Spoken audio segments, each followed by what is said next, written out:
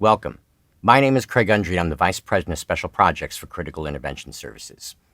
In this webinar, I'll be joined by Art Hushen, the Director of the National Crime Prevention Institute, as we explore HB 837. We'll take a look at the actual statute itself, unique things that property owners and managers should know about crime prevention through environmental design, and then we'll also discuss some of the nuances associated with achieving HB 837 compliance while at the same time attending potential liability and ensuring maximum defensibility. Good morning, everybody. I'm glad you're able to join us. Before we begin, I just want to kind of give you a quick background for where the idea for this presentation emerged. Over the past couple months, since the new law was passed, we probably had dialogue with maybe about, close to a dozen different companies at this stage about the potential benefits of HB 837 and what may be involved in terms of achieving compliance. And I really find that there's really kind of three different types of organizations we've been speaking with. We have some that are recognize that there's a lot of potential opportunity for mitigating potential liability offered by the new statutes. We also run into others that are just finding out about this and really have no understanding of what HB 837 encompasses or what may be involved, the nuances, as it were, of achieving compliance. And then we have a third category, which are those organizations that heard about it, they get the potential offered by this, and they're just ready to run out there today and start the whole process. So one of the things we wanted to try to do with this webinar was really kind of walk through the statute itself, what's encompassed under this, also some of the ambiguities and some of the unknown things at this point regarding the way that the statute's actually structured. And then we thought it also very important to kind of give you as property owners and property managers a better understanding of what is to expect by the crime prevention through environmental design assessment component of the new statute. And then also an understanding of maybe, or at least kind of a survey of the different types of issues that should be carefully considered. You know, it's one thing to achieve compliance with HB 837 on paper. You know, we check this box, we check that box, we check this box. It's a different matter to be prepared for courtroom challenge later on, when a plaintiff attorney is going to try to pick that apart and try to establish non-compliance for the purposes of succeeding with a lawsuit. And there's approaches, things that we can do in order to best prepare our defensibility for that kind of thing. So now, for those that are not overly familiar with the statute yet, that maybe are just kind of getting the news, HB 837, as Hector mentioned a little while ago, was recently passed. And it was passed very quickly and without a lot of opportunity for review, for public feedback, and for many organizations to even recognize what was actually going on. But in a short summary, what it basically does is it provides some pretty robust protection in reducing frivolous lawsuits against apartment and multifamily property owners in connection with crimes committed by third parties. And to state more specifically, quoting the statute, the owner or principal operator of a multifamily residential property which substantially implements the following security measures on that property has a presumption against liability in connection with criminal acts that occur on the premises which are committed by third parties. And there's three basic elements, as it were, to the way that the statute is structured. First, property owners must comply with 8 physical property conditions defined in Section A of the statute. That would be 768.0706, Section 2, subsection A. Then, the second major element of that is they must have a crime prevention through environmental design assessment performed by either a law enforcement agency or by a Florida crime prevention through environmental design practitioner. And that's a designation that is actually provided through the state of Florida for completing necessary training elements administered underneath the Florida Crime Prevention Training Institute. And then there's a third element as well, too, which is to provide proper crime deterrence and safety training as defined by FCPTI to current employees and new employees within 60 days of hire. And the last two, by the way, go into effect according to a schedule. So we're going to walk through all this kind of step by step and what some of the nuances are to be considered in achieving benefit from these opportunities. Starting first with Section A of the statute, there is a list of 7 basic conditions that must be met in order to achieve compliance. First, a security camera system at points of entry and exit, which records and maintains as retrievable for at least 30 days video footage. Then number 2, a lighted parking lot illuminated at an intensity of at least an average of 1.8 foot candles per square foot at 18 inches above the surface from dusk until dawn or controlled by photocell. Next is lighting in walkways, laundry rooms, common areas, and porches. Such lighting must be illuminated from dusk until dawn or controlled by a photocell. At least a 1-inch deadbolt in each dwelling unit door. A locking device on each window, exterior sliding door, and any other doors not used for community purposes. Locked gates with key or fob access along pool fence gates. And a peephole or door viewer on each dwelling unit that does not include a window or that does not have a window next to the door. Now, on surface, a lot of this seems to be pretty straightforward. A lot of clients that we've been talking to are not really or don't really understand maybe what 1.8 foot candles means at 18 inches. We'll go into that a little bit in a couple minutes here. That's probably one of the more ambiguous compliance matters for some of the clients we've been speaking with right now. But a lot of the other stuff is pretty much binary. We either meet the condition or we don't presently meet the condition. But keep in mind, the way that the statute is actually written here does result in some unresolved questions. It is, to be candidly speaking, without, with respect, we'll say, to the authors of the bill, there's some ambiguous and poorly worded language here. And that does matter because, as we all know from courtroom experience, plaintiff attorneys deal with these devils in the details, and it is expected that plaintiff attorneys are going to try to establish arguments for noncompliance through some of these ambiguities and some of these poorly worded issues. So just to kind of explain where some of those ambiguities begin, these unresolved questions, as it were. First of all, starting with number 1, security camera system at points of an entry and exit, which records and maintains retrievable for at least 30 days video footage. One of the first questions that arises here is, what constitutes, by definition, a point of entry and exit? Does this only mean vehicle entrances to the property grounds or sidewalks? Or does this mean all building entrances and exits as well, too? Now, it is possible, we hope, that we can get this actually defined or more clarified in amendment to the statute in the next legislative session. But if not, then that may eventually get shaken out through, through case precedent, through arguments in court. Now, we at CIS, we kind of have already been considering this problem and have an approach to at least prepare our clients so if they end up in the courtroom that we can establish an argument for how we define entry and exit. And I'll get a little bit more into that at the end of the presentation. The next is the matter of lighted parking lots illuminated at an intensity at an average of 1.8 foot candles at 18 inches from the surface till dusk till dawn or controlled by photocell. Now, let me just say as a preceding point, 1.8 foot candles at 18 inches, that is not by any means any kind of typical CPTED standard. That is not an IES standard. That is not anything that, in fact, most practitioners that I've spoken with have no idea where this even came from. There's speculation about the matter. Maybe the bill authors someday will disclose how this came about.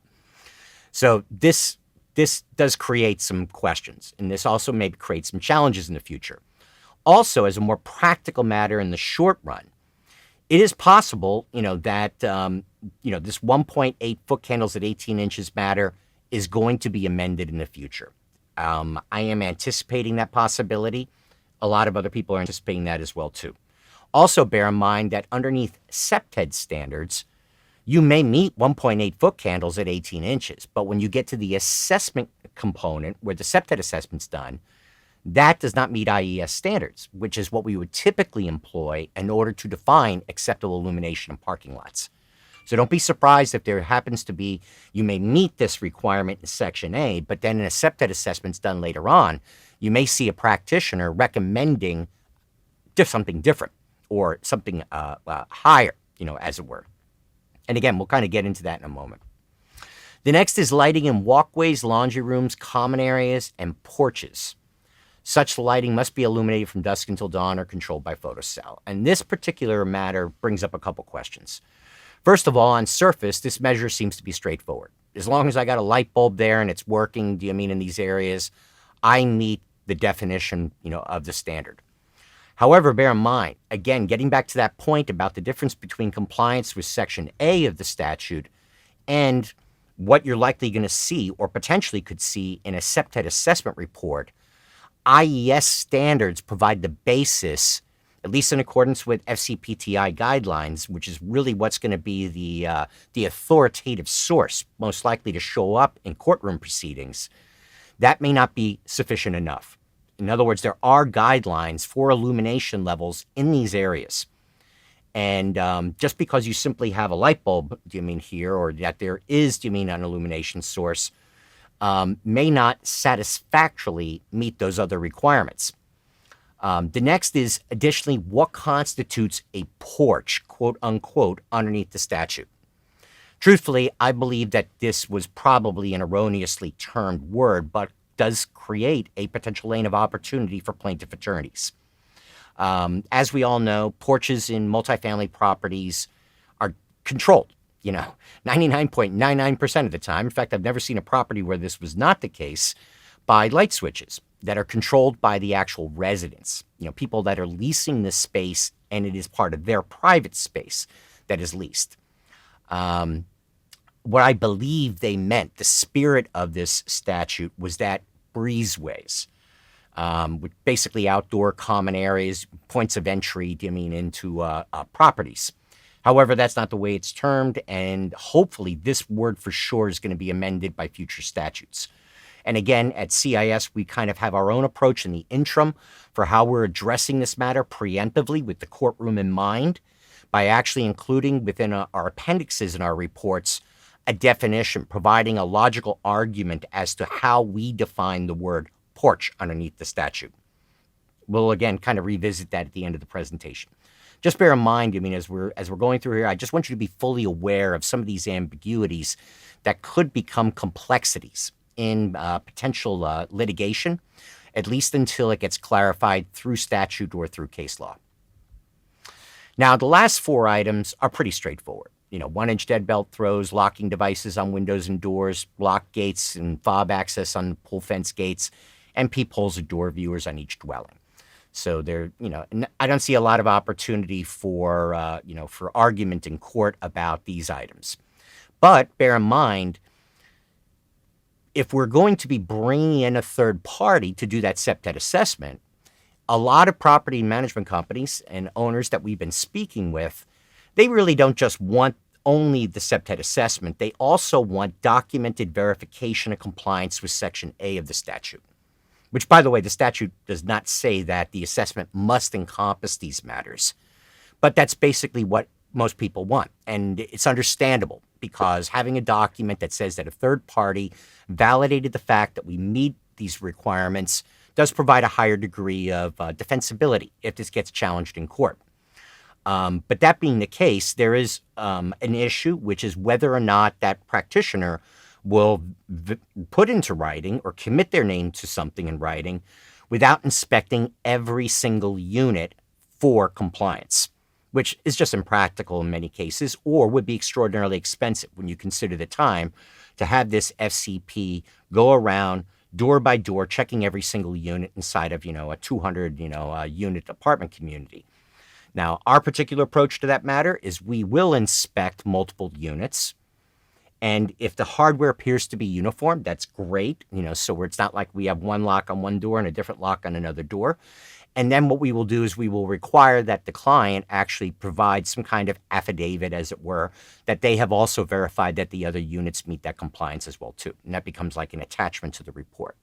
So there is ways of approaching this matter without necessarily checking every single unit with some kind of third party that would be, again, very expensive and time consuming. Now, the next part of the statute deals with the assessment process, or the crime prevention through environmental design assessment. And the way this is actually written into the statute, by January 1, 2025, the owner or principal operator of a multifamily residential property has a crime prevention through environmental design assessment that is no more than 3 years old, completed for the property. Such assessment must be performed by a law enforcement agency or a Florida crime prevention through environmental design practitioner designated by the Florida Crime Prevention Training Institute of the Department of Legal Affairs. And the owner or principal operator must remain in substantial compliance with the assessment for the purposes of this paragraph. And I kind of bold typed that last statement right there because that's another area that creates some ambiguity. And at the end of this presentation, I'll talk about some of the ways that we can best prepare ourselves from, a legal defensibility perspective, expecting courtroom challenge on this matter to address this in order to prepare ourselves against any kind of directional arguments that plaintiff attorneys may potentially take. Now, at this point, I would like to hand the presentation off over to Art. Hector gave Art basically an introduction at the beginning, but I will just tell you, Art is regarded as probably one of the foremost experts on the subject of CPTED nationally, and certainly within the state of Florida. And, at this point, Art will kind of give you an overview what's encompassed in CPTED and some of the kinds of problems that we see specifically on multifamily properties that you would expect to probably see in a report. Maybe give you an educated idea of where your properties may exist today. So with that, the mic is yours, Art. Thank you, Greg. Thank you so much for that. So first of all, what is CPTED? And some really good points were made early on in part of the presentation as far as what is required, what the state is looking for. The one definite thing that I can look at is going to be the CPTED assessment through the CPTED. Understanding what CPTED is, a multidisciplinary approach to crime prevention. We talk about architectural design. We talked about management of the built and natural environment. All these strategies come together, and these are reinforced as part of the training through the CPTED. It's a standard format that's followed along with testing procedures and sample presentations that are conducted by the participants in the class. What CPTED focuses on is to reduce the opportunities for crime. That is the emphasis coming into the program. We make it difficult for the offender to be successful. That's when we look at minimum lighting standards. That's when we go into some of the security components, the throw on the deadlock coming in the deadbolt. So these were minimum strategies we look at to make it difficult. Our goal is to frustrate the offender. Is it worth the risk for me to go there and commit this crime? We also try to build a sense of community. This is where CPTED separates itself from a lot of the other programs that focus on security. We look at social engagement. We look at social management and how property owners and people residing there can take responsibility for the space. And there's a series of steps we go through that along with the students in the class to ensure that's done. We show control of the area. And because of that ownership, we reduce the fear of crime, minimize the fear of crime, and people take responsibility for the space. And that's going to be key for a successful CPTED program. CPTED focuses on 4 key principles. These go all the way back to C. Ray Jeffries, who came up with this concept back in 1971 in our state of Florida. The main ones are going to be natural surveillance, natural access control, territorial reinforcement, and maintenance. All, when you look at these, there's components go into each one of these that we'll break down as we go through the presentation. But these are referred to as the big 4. Can I see what's taking place around me? Casual surveillance as I'm walking along the sidewalk, as I'm sitting on my balcony, as I'm exiting my car. Can I see easily what's taking place around me? That includes lighting, a natural access control. How do I guide you on these designated paths from one building to the next, from the office to the main center, again, from the office back to my unit, to the laundry room, to again, where the kids are playing? How do I show ownership, territorial reinforcement? We're going to break that down for you as well. And that's something as simple as branding, again, on my signage, including the company logo on that. And the biggest one, the one that we find to be the most cost-effective as far as safety and security, is going to be maintenance, which a lot of people find surprising. Maintenance is a huge component when we talk about CPTED. Make sure the lights function, they're not being blocked by trees, showing the ownership, any graffiti is removed, garbage is picked up constantly, parking lots are well kept, because all those show this is our space. Someone's taking responsibility for that. And if someone tries to enter that space, we're aware of it and we respond to that. So we'll go on to the next slide, Craig. So thank you. SEPTED assessment, and going back to what the state requires for FCPTI, you're going to see a lot of this listed through here. First thing is crime analysis. That's the first thing we look at. Standard for FCPTI is we look at a 5-year study of crime. That's going to be your major crimes. That's going to be calls for police service or for the sheriff's office coming out. And all those need to be documented through the agency. As we present that back as part of the assessment, we show the management group, here's the crimes that are occurring on the site, and this is why we're making those recommendations. So again, we want everyone to be aware of that as we conduct that assessment. Now, landscaping design is a critical part. This is one of the quickest things that we can address on a property.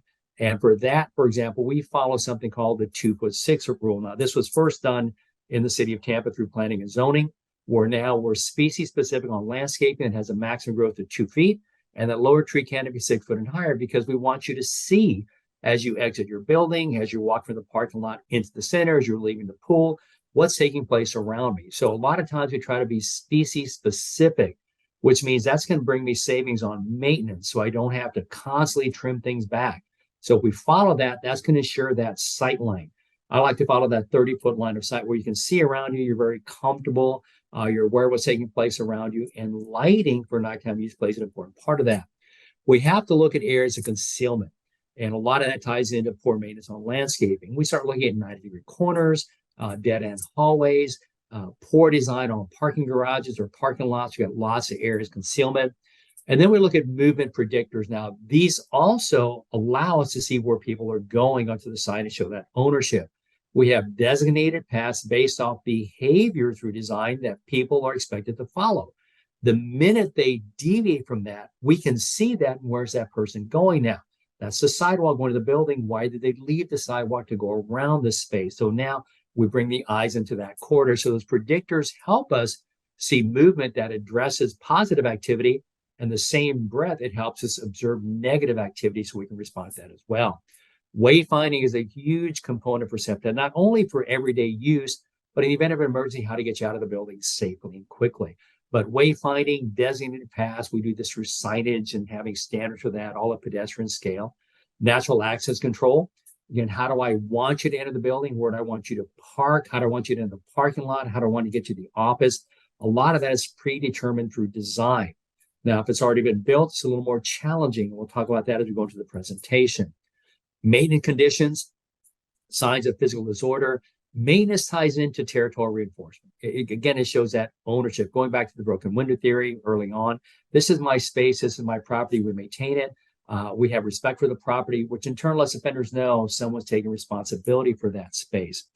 Lighting, wow, lighting is going to be key. And just going back to what Craig mentioned, that 1.8 foot candles, again, we're trying to figure out where those numbers came from. As a FCPTI, again, looking at the training curriculum, sometimes we look at a minimum 3.0 foot candle. And I see that under safety and security under IS standards. So again, you might look at 1.8, but as mentioned, as we adjust that in time, 3.0, if we're talking about security and safety, is going to be the standard for most practitioners conducting those assessments. Glare and light trespass are a real problem for us because glare impacts your ability to see at night. We go into something called dark adaptation. It takes your eyes 20 minutes to come fully dark adapted. So if you're leaving a well-lit parking lot to a poorly lit corridor, because we don't have a uniformity level, then you're going to be vulnerable. And it creates an area of concealment for the offender again. So we look at color rendering. We'll talk about that as we go into this more detail. And then additional measures we look at, for example, traffic calming. And that's what the FCPTI person looks for, the practitioner. How do kids cross the street? Where's our bike paths? How do we ensure safe transition from people walking from, for example, the playground to their building? What do the crosswalks look like? Focal points, what brings your eyes into the space? That ties into wayfinding. Positive, negative activity generators, we can control those. Management can control those. This is where I want people to sit. This is where I want them to interact. This is where I'm going to put the grill, my picnic tables. And by placing them in strategic locations, we can maximize those opportunities for surveillance. Now, landscaping has to follow that. Lighting has to follow that as well, because I want you to feel comfortable in that setting. So both positive, negative activity, we know what those are. Negative, based off calls for service, facility maintenance, then we activate the space in a positive way by bringing components in that support social interaction, which in turn allows additional surveillance. And again, we can see what's taking place around us. So we'll go to the next slide, Craig. So some of the issues, though, we talk about the original design and renovations at the site. It's kind of hard to bring some of these into play. And I understand property owners that have had a building for 20, 25 years or longer. These are going to be kind of challenging for you to make the changes, but this is where your security professional and your CPTED practitioner are going to help you do that. 30-foot sightline rule. That I can address that through tree canopy, trim that up. I can add mirrors on the property to support seeing around a corner. So there's steps that we can make that the CPTED practitioner will recommend to improve those on the current built environment. New construction, we can do it every time. That's kind of like giving a blank canvas. We can do that. But a lot of us are dealing with properties that are a little bit older. So we've got to come up with ways to address it as well. So again, we can change a lot of these without an expensive budget going into that. Simple recommendations that can promote that surveillance. And again, that's where that practitioner will work with you. Escape opportunities. We start looking at those paths. We're looking at fencing, additional fencing components to come into that. Air concealment, improving that 30-foot sightline rule as we look at those escape opportunities and bringing people into the site. Movement predictors. Now, the offenders knows that this is the sidewalk you're going to take to get from the parking lot to the building. And to address that, now we start looking at uniformity levels of lighting to push that light out to eliminate the air concealment. Now we've trimmed up that tree canopy to 6 foot, so we've eliminated another air concealment. All those are very cost-effective means to address that. Many of those are going to be nothing more than just having a good maintenance plan for the site. So we can address that as well. Wayfinding and natural access control. Again, those pathways that are designed to get you from point A to point B. That is nothing more than just good natural access control. We can do that through pavers, stamped concrete, adding paint on that, wayfinding, markers show ownership. We even go as far as adding banners to some of those that reflects the property ownership, pride in living here, the responsibility for the site. So a lot of things we include, bright colors to show that ownership. This is our space. Where it gets to the point where people say, I want to live here. I don't live here because I have to. I live here because I want to. And so that really brings that sense of community and well-being into that space itself. So all these we can address in a cost-effective way to promote safety. All right, Craig, going to the next one. Thank you. Landscaping, design, and natural surveillance. That 2 foot, 6 foot rule. Again, we were doing a series of workshops up in Durham a while back. And we found that some of the issues dealing with some of the green space, 90% of them could have been addressed with maintenance, landscaping. So knowing that, we know it's very cost effective to bring facility maintenance into the training as well. So they can apply these very quickly. Now, unless they understand what management's trying to do, they might be a little reluctant to do that. But what I found with most facility maintenance staff, once they see it, they're like, I see what you're trying to do. I understand it. Thanks for taking the time to explain it to us. And now they're right on board with making those changes and improving that natural surveillance through good landscaping. Offender concealment, some of those opportunities. Again, we have to look at some of the hallways that are already on the property, some of the corridors, how the parking lot butts up to the building, areas of you just can't see in there because we have a wall. So again, we can come up with ways to address that too as part of the assessment. That offender concealment tying into that, and wayfinding. Again, that is one of the quickest things that we can correct with something as simple as signage. Signage, numbering the buildings, increasing the font size of those letterings. Again, doesn't cost a lot of money to do it, but it's a very practical approach to bring people into the space. Now, maintenance conditions, that's going to be key. That ownership, territorial reinforcement, and cost-effective ways in doing that as long as staff is aware of what we're trying to do. Lighting, again, that is lighting. Get so frustrated with lighting, and you can almost hear it in our voices, even with security professionals, we talk about this. Lighting is probably the most cost-effective way in addressing crime. And those are things I can just kind of take a look at my fixtures and do a retrofit. A retrofit, convert to LED. So there's a lot of cost-saving measures we can take, especially with retrofits. Again, I'm not replacing the entire fixture, just the head. So again, there's some savings that go into that the practitioner can work with you on that as well. The traffic calming, we can use, for example, different strategy to address that. We can paint some of the crosswalks, again, add some color to that, show ownership. Transition zones for good fencing, good landscaping. We can show that again on a property that's already there. Focal points by increasing the font size of numbering, increasing the signage for the management offices, which again shows this is our space. People aren't lost or confused. And then positive, negative activity generators, something as simple as where we put a bench and a picnic table can be a positive activity generator. And then we look at programs that tie into the social component. All these are cost effective, readily available, just working with that practitioner and looking at that CPTED assessment to get you in the direction you need to go. All right, Craig, we'll go to the next one. Thank you. So here's a good example of the 2-foot, 6-foot rule and that 30-foot clear sight line. And we see that first thing we think of is, why aren't more of us doing it? And it's because we just don't think about it constantly. Now, legislation is going to help us see that now, because now it's going to be mandated or required by statute. But this is nothing more than just referred to as good design. That's all it is. Facility maintenance with the group, again, working with management, some input from the residents, and we can really see where we can be specific, especially under new construction. Now, if I bring this down to meet the 2-foot rule, well, again, there's a little cost that goes into that because we've got to maintain it constantly. And then we slowly transition that plant species out to a different one over time, if at all possible. And then we start generating savings that way as well to be in compliance with the code. So again, this is a good example we're looking for. And the main one, if you notice, upper left-hand side, that unobstructed light poles.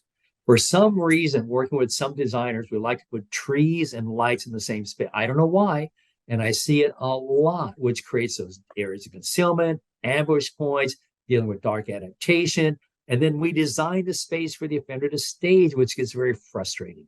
So things we can address, trim up that tree canopy, and we'll go through that process with you too as part of that assessment. So we'll go to the next slide, Craig. So some good examples that the team has put together here. And you can see some of the landscaping conditions. And even if you're out on your property just after this session, just walk around and take a look, and you'll start seeing that. First thing, I've got these great windows, but we're blocking them with what? Landscaping. So now I'm losing my natural surveillance. That might be a spot that you can sit on a chair, read a book, and casual surveillance out the window, see what's taking place. Now, the one on the right-hand side, you can see a little bit of a gap between the wall and the landscaping. Now, that might have been done by facility maintenance.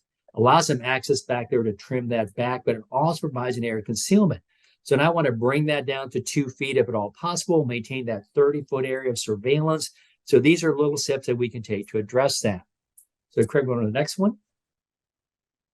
Another good example of placing that landscaping in front of your window. And I got to ask the question, why? We have these great windows. Again, let's use them. And this is nothing more, again, than just being aware of where you're placing them. And when I do assessments myself, I ask the question, why did you put that tree in front of the window when you have a concrete column separating the windows? You could place your tree there. Oh, we didn't think about that. Well, this will help you think about these things. You're going to be working with a group of professionals that can really help you address these, not only in a site that's already there, but under new construction. So you can see what we're talking about right with those great examples. So Craig, we'll go to the next one. Your pathway coming in, and this is a big concern. Let's say that's your designated entryway into your building. That could be building A or building B. What have we done to you? Now we block your view. That lush tree canopy on the right, on the left, you will have no idea if someone's standing there as you walk up from your parking lot into the building. You throw in nighttime, you throw in some issue with lighting, and we create the air concealment. Now we take that responsibility. Well, I want you to walk this way into a spot that you can't see. Why do we do that? So again, these are little things through that assessment that we can check off and walk with the management group saying, here's some changes you can make here. As you walk towards your doorway, you notice on the photo on the right, that's just a wall of green on one side. Now, what's the adjoining land use? So we address it as well. Is that a parking lot for a shopping center? Is that a parking lot for a convenience store? Is that a parking lot for visitor parking? And now providing air concealment for them to transition into residential. So that becomes a concern as well. So again, the assessor will walk through this and make those recommendations. Go to the next one, Craig. This is what we talk about, lighting and landscaping. That is a perfect example. Nice bright light shining right into your face, and then you've got landscaping that blocks your view. It is going to take your eyes 20 minutes to adapt as you transition from that dark space into another area that's not illuminated. You will never see the threat because you're going to be in your unit within 3 to 5 minutes and still dealing with that glare. So if we can address this by looking at lighting, looking at the tree canopy and landscaping, I can add accent lighting, decorative lighting to at least bring additional lighting to the space using LED, which is very cost effective to do. And again, this is where you work with that professional to guide you through that process. But I don't even need to add much more to these photos because I'm sure everyone can see the issue with these. So we'll go to the next one, Greg. Again, areas of concealment, walking areas. I understand why they added the wall there, maybe separate the view from one section to the next. parking lot. We might consider this a visual eyesore, visual nuisance. We want to conceal it. We don't want people to see it. And that in turn creates an area concealment. And a big concern for us is maybe we take every other board out. So again, we still have some privacy, but we can see movement. Now, this one in particular, go ahead, correct the next one. I know you had a little bit of input on some of these as well, but notice the corridors, the walkways in between. Notice how close you are to the wall, some real concern area concealment. I can address those with maybe some fencing, thorny vegetation. Again, I can add some mirrors along these corridors. I can activate the space differently along the corridors as well, but that's some examples of other ones too. So we'll go on to the next one. This one in particular, I know, Craig, this one you wanted to touch on a bit as well, I believe, was this slide. Yeah. Take a look at that solid concrete wall. I'll let you take this one, so go ahead. Sure. Part of the challenge with this particular situation here was this area was also very poorly illuminated as well, too. So it was really kind of a combination of two different factors. But you add these areas that were right next to parking spaces, for the residents inside of this particular building. But this was an ideal location where somebody could just go ahead and lay in wait and wait for somebody to park and then approach them, for potential robbery, ambush, or whatever the case might be. My proposed solution in this particular case, and this is the kind of thing you can accept or expect to see in these CPTED assessments, was installing mirrors. And then there was also illumination improvements that I wanted to see in this property too. Mm-hmm. Perfect. And again, look at these corridors, what we call just kind of like these dead end corridors or limited surveillance coming in. Now you can see where they try to create a look of a window, or it might have been a window at one time. I do like that they've added some lighting there. So I've got a reflective surface that we can bounce some light off.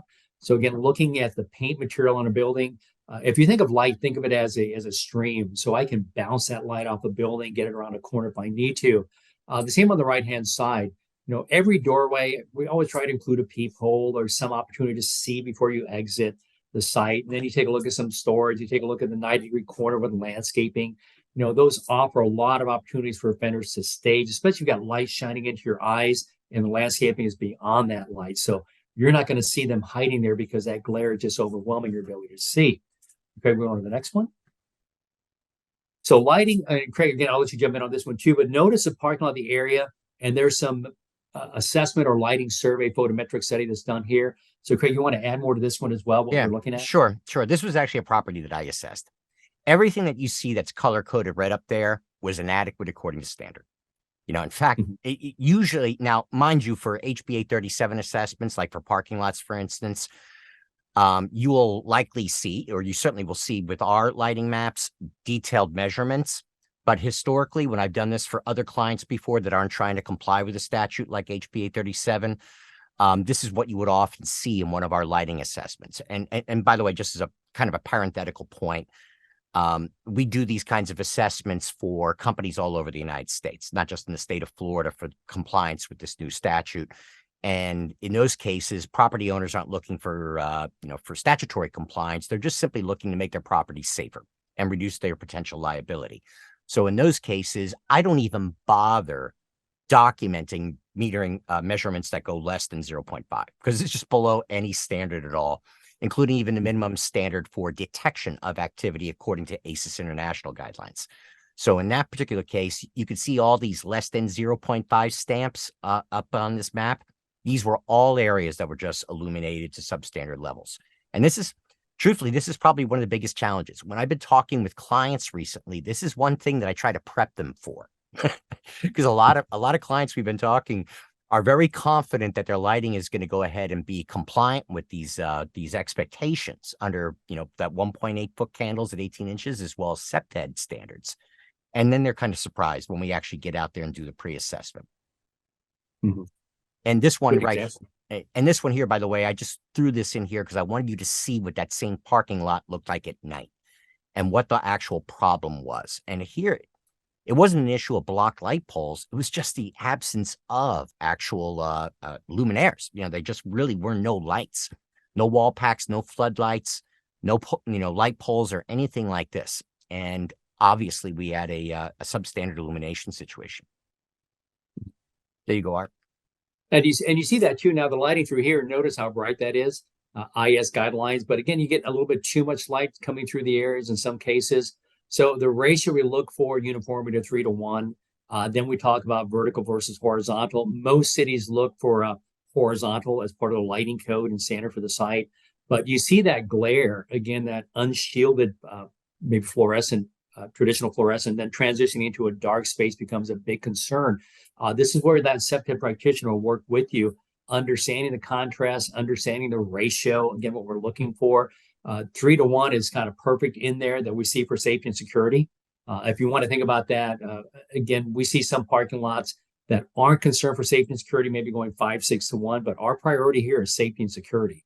And that's even mandated when we think about the statutes. So follow that uniformity requirements for the site, and the team will conduct that assessment and let you know where you fit within that range. So we'll go to the next one, Craig. Taking a look at the guidelines, notice he's coming in. That is just difficult. I can see if I'm the offender, I can see you getting into your apartment. I can see you getting into your unit. I can probably tell you the color of the keys you have, because you're well lit. And if you look out towards me, you have no clue I'm out of that dark space. So we look at that uniformity level from the doorway to the sidewalk to the parking lot.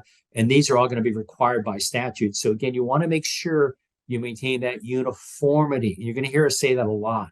Uniformity. And this goes back to that 30-foot area that you want to be able to see in. You want to push that uniformity all the way through to observe that threat and be able to respond to that. And we're not even talking about camera technology yet for nighttime use. So are you going to the next one, Chris?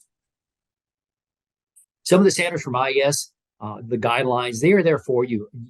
There's no misinterpretation. It's right in there. I'll tell you, this is what you need. This is what you need. Horizontal, vertical, the ratio, again, is very easy to understand. So there's no guessing. And that's what I like about working with security professionals too. They know the numbers, they can apply them, and their job is to make it safe for you, just like that CPTED practitioner. So they're going to follow these guidelines and strategies. They're going to create this aura of safety as you enter that space that you can see. You're not going to blind you, but we know to keep the light on the ground. We know what quarters to illuminate. These are all things we understand and we try to apply as part of that assessment. Okay, we'll go to the next one. So examples of glare, I sometimes call glare your kryptonite. You're going to do everything you can to protect the site, and you just get that glare, and that just destroys those superpowers. Your eyes are useless now as you transition that dark space. A glare that's easily adapted through shielding. Now, shielding can be done right at purchase of the luminaire, or this is a component you can add later. There's a little cost that goes in adding it later because we made a poor choice early on, but it can be corrected.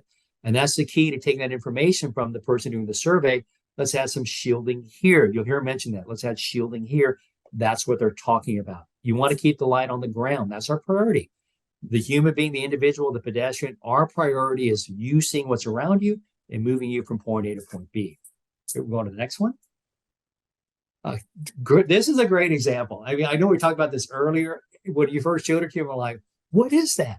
And then I realized just your traditional fluorescent. But notice how it's bouncing off the cover of the garage.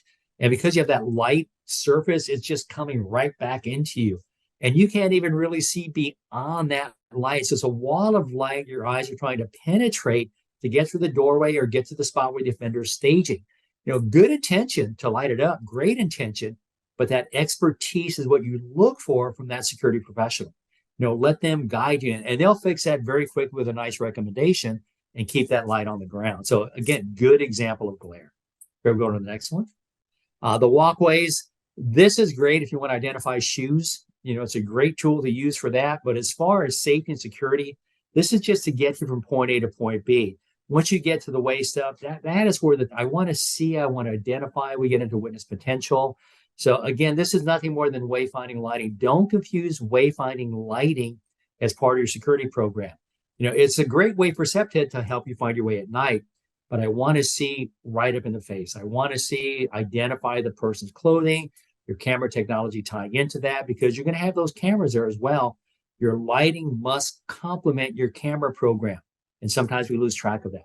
So Craig, we'll go on to the next one. All right, I'll turn it over to you. Thank you, sir. That was great, Art. Thank you very much.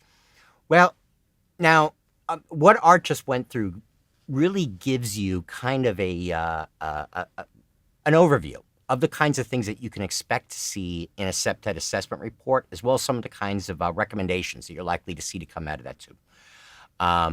And also, bear in mind that how we actually approach all this does have the potential to create potential foreseeability problems in the short run if we're not very measured about it, if we're not calculated in the way that we approach this matter. Just expect, and I'm probably pretty sure most of you that just listened to all of this now are looking at your own properties or thinking about your own properties and saying, well, we're good here, but maybe not so much there. And that's to be expected. That's quite normal. In fact, it's hugely rare that we ever get hired to go out to a property, conduct an assessment, and everybody gets a quote unquote clean bill of health. We're always going to find problems. Now, although that is expected, when that documented CPTED assessment report is produced, in the short run, until those things are actually remedied, that could create a foreseeability matter. So if we were not compliant or largely compliant with that assessment in the short run and some kind of litigation was to occur, that could actually get weaponized against us. And there's also other ways that those reports can be weaponized against us, or that plaintiff attorneys can find weaknesses if they're not considered beforehand. So just as a couple of approaches, some things to consider. Some of these things that we're describing are relatively easy to correct, could be fixed pretty quickly. If we've got obstructed light poles, we can get maintenance out there next week or whatever to start trimming that stuff back. Other things, some of the things regarding the 2-foot, 6-foot rule may be more challenging and require landscaping changes, but sometimes they can be easily remedied. We can address maybe, some concealment areas with the use of mirrors and other things like this. But it is understood that some of the kinds of improvements that may be necessary are going to require some budget forecasting and some planning.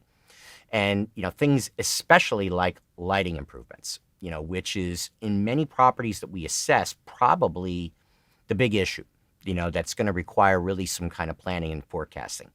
So in essence, if that law enforcement officer, if you're going to use a law enforcement officer or an FCP conducts a documented assessment and you're not ready or able to implement those improvements immediately, just be prepared for the possibility that that could be weaponized in the short run against you if something happens before the property is in compliance.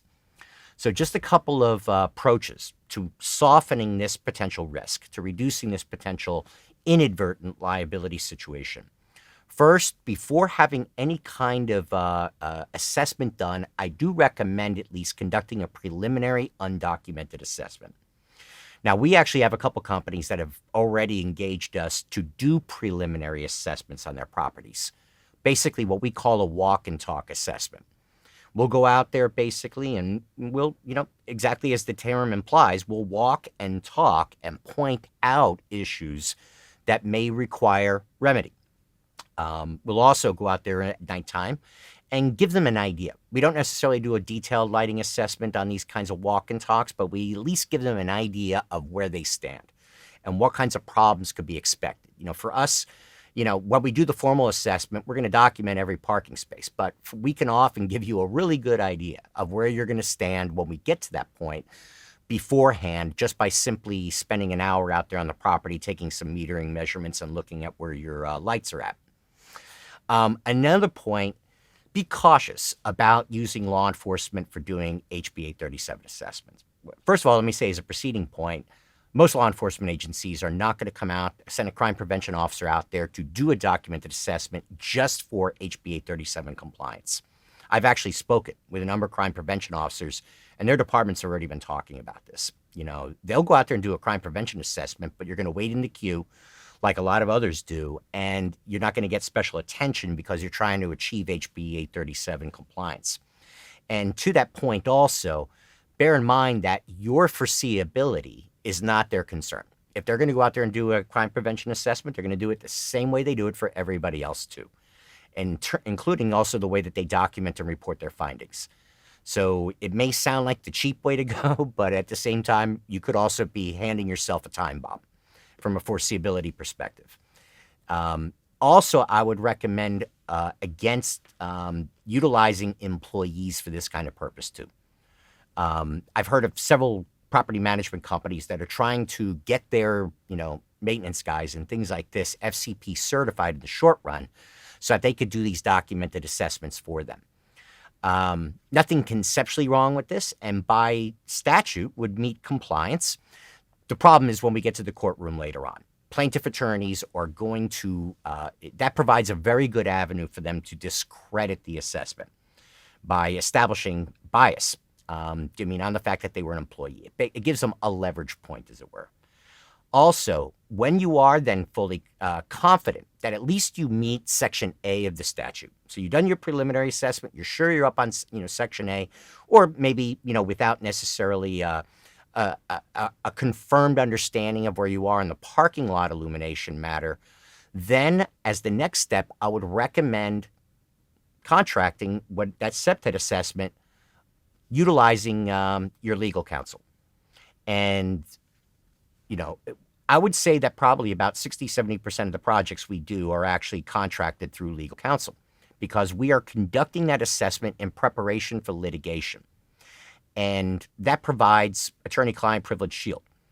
While that assessment has been generated, and that in the short run helps provide us with a layer of legal protection, as it were. And then next, when choosing a CPTED practitioner, be very conscious of their attention to things like foreseeability matters, legal defensibility of their methods, and how they document their findings.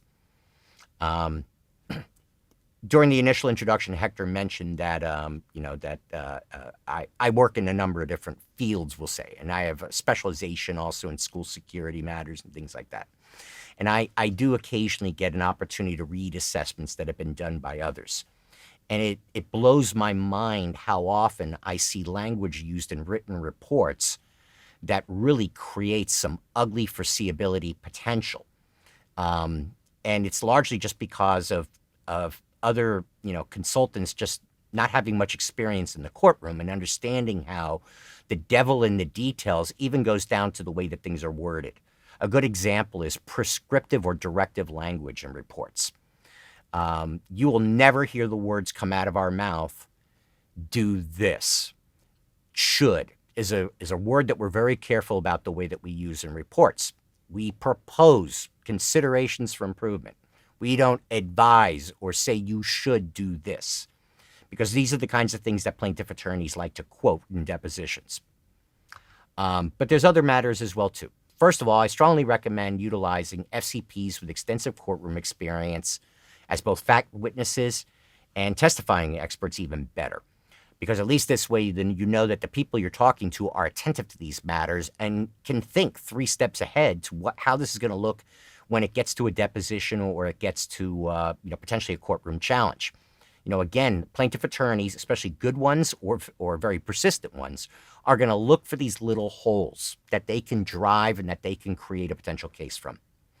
As another point, and this is something that, and by the way, everything you're seeing on the slide right now, these are kind of like a summary of the major measures we've implemented. I can't speak for everybody else out there, but these are things that I would definitely propose keeping a close eye for. Utilizing NIST certified light meters, and in our case, we utilize automatic data logging. When we're doing particularly parking lot assessments, we use it for all throughout the property now too. And just to explain what I mean, one of the questions that arises, and again, devil in the details when we get to the deposition, assume that the plaintiff attorney is going to hire their own expert. They're going to have their own FCP. And that FCP, as the plaintiff's expert, is going to look at that report written by your FCP and is going to do everything he can based on what he sees to pick it apart. And one of the questions is going to arise, okay, how did you derive at these meter readings? Well, I used this light meter and this is how I conducted it and that kind of thing. And one of the questions is going to be the accuracy of the actual light meter itself. The easiest way to anticipate that argument and just neutralize it, nip it in the bud, is just to make sure that the actual light meters that are being used for documenting these assessments are NIST certified. We also took that a step further and we utilize automatic data logging. And part of the reason why is because that eliminates the error of human documentation, and the opportunity for somebody to argue that maybe the numbers weren't derived accurately.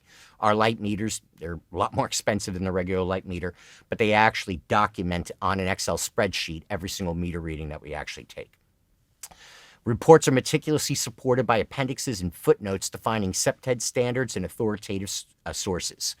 This is another thing that you can expect an oppositional expert is going to look at. How did you derive at this? What was the basis for this? And a good CPTED report that is prepared in anticipation of litigation is going to be meticulous in documenting this.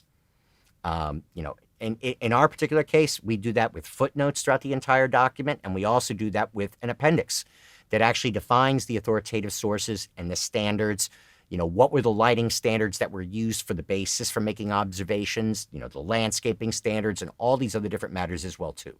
My objective when I generate a report is so that when a plaintiff attorney gets his hands on it, he shakes his head. Or better yet, when the opposition expert gets their hands on it, that they shake their head too. And that's largely going to be an issue of how documentation is actually made. Reporting should also consider situations where property features cannot be reasonably changed without major redesign of the site or reconstruction of buildings. Well, earlier, when we were talking about that 30-foot sightline rule, Art mentioned that there's often a lot of ways that we can address that matter on properties. But there are some properties that you run into sometimes just because of the way buildings were originally designed. You don't have 30-foot site rules, because buildings are closely located next to each other and things like that. Now, it would be remiss and also potentially discredited if if an FCP conducted an assessment and didn't point that out. If I was hired as a plaintiff expert, I would bring that point up. You didn't mention this. You didn't document that, that kind of thing. This is being very obvious. Now, it's understood that there's nothing you're going to be able to do about this. You're not going to, bulldoze these buildings and rebuild it, just for, to comply with that. So at least as a minimum, the report should anticipate this, document the observation, but do so in a way that does not place an expectation of remedy on the individual. And there's a way that, I'll explain in a moment how we approach this. Also, employing a standardized report format with meticulous attention, organization, clarity, articulation of potential, consideration to potential court interpretation, and even things like grammar and aesthetic design and stuff like this. There's this old expression where justice is blind. Well, that's true. That being said, for sure, those parties engaged in litigation, that are, going to be weighing in on these cases, definitely appearances matter. And sloppy documentation with errors, things that don't effectively articulate the points and stuff like this, all provides an opportunity to discredit, if nothing else, but by presenting a less professional type of appearance. Now, as an example, what I meant a moment ago, this is actually one of the light meters that we use for this kind of purpose. And you can see that, we actually will measure it out, make sure it's at 18 inches when doing a parking lot assessment for verification with Section A of the statute. And then that automatically data logs every single, meter reading. In fact, in our reports, we actually include a section inside of the appendix that describes the methodology that we use when we conduct our assessments in detail, including even the environmental conditions and all this kind of stuff. And in fact, if you were to look at that entire appendix, some people ask me, why do you include all that extra information? It's for court. It's solely for court. It's in anticipation of litigation. Again, it's preempting, what you're likely going to see coming from a plaintiff attorney. And this is an example of basically how that would be documented and what you would see in the end. So if you were to look at one of our lighting maps for a parking lot, conducted, an assessment for HBA 37 compliance, basically every single parking space is numbered where meter readings were taken, and then you get a corresponding spreadsheet, and then that is used in order to calculate at whatever that average would be in order to verify compliance with Section A of the statute. Again, this establishes the maximum degree of legal defensibility. And this kind of gives you an idea, of what I mean by standardized report formatting and presentation. In terms of how information is documented, the crime analysis, looking at 5-year data. Do you mean, as Art also mentioned a moment ago? I mentioned that many clients are looking for verification of their compliance with Section A of the statute. And so in this particular case here, this walks through Section A, basically identifying observations. And then Section 3 of the report actually then is the CPTED assessment itself. including observations, focusing on various different issues like natural surveillance and maintenance and other similar matters that we explored a few minutes ago. And then Section 4, which is the actual risk management considerations. Now, this is where a lot of potential foreseeability can be established in these reports. If you get an FCP that just simply says, do this, do this, do this, do this, do this, then there is, when we get to the courtroom part of it, an expectation that you will do all those things.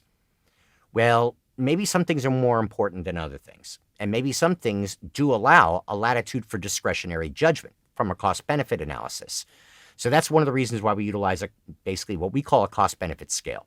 And what you're seeing up on slide right now is basically how we document these kinds of proposed measures or considerations for improvement, and then how we attribute a cost-benefit ranking to them.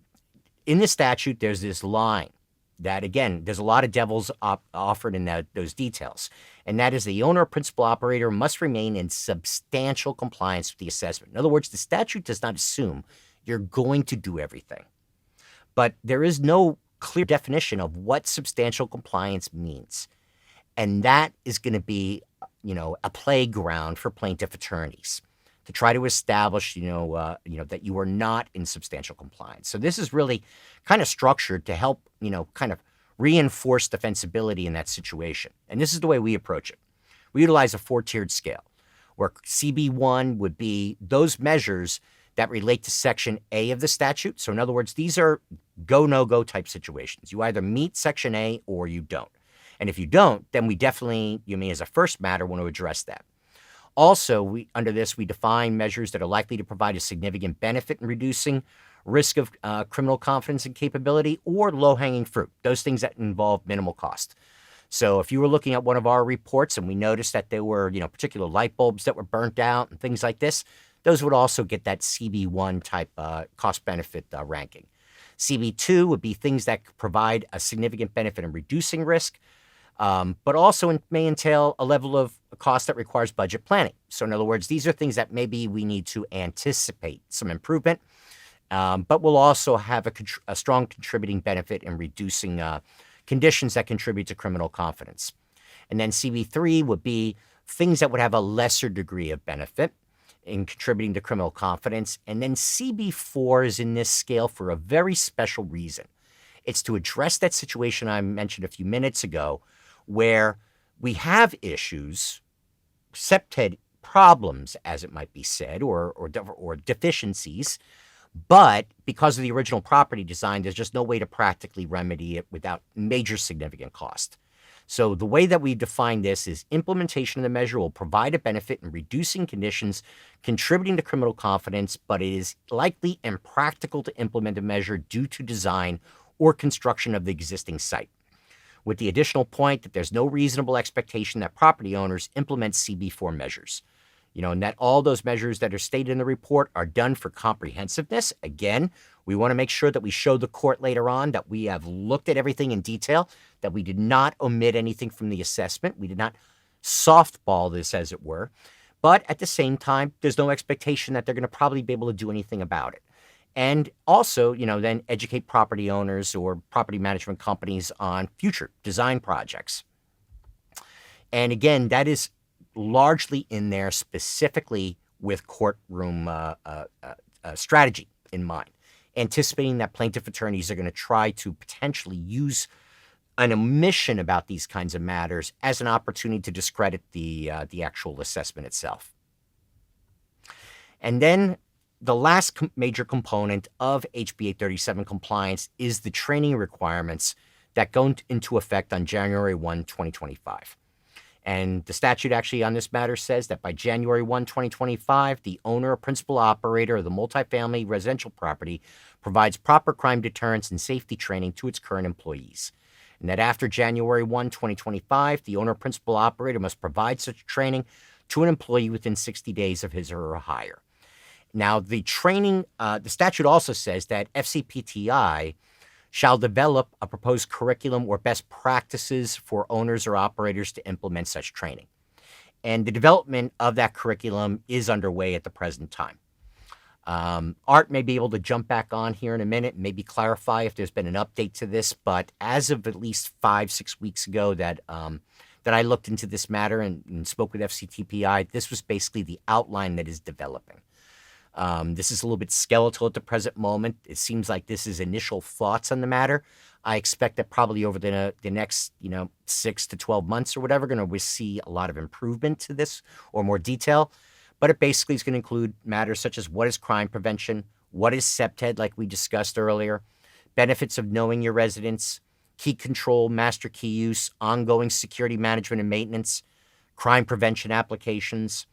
There was also a note with regards to the media put out about this, about a resource manual being provided to all staff, safety flyers for residents, newsletters, social media, and other types of public communications. And then things like hosting quarterly and yearly crime prevention workshops and other similar types of matters. Again, this appears to be still kind of a situation in development. Now, one of the questions that with some of the clients that we've been working with before HB 837 that are looking to achieve compliance and maintain compliance, one of the questions that has arisen is how can we do this, make sure that we fulfill these training requirements in a cost-effective way.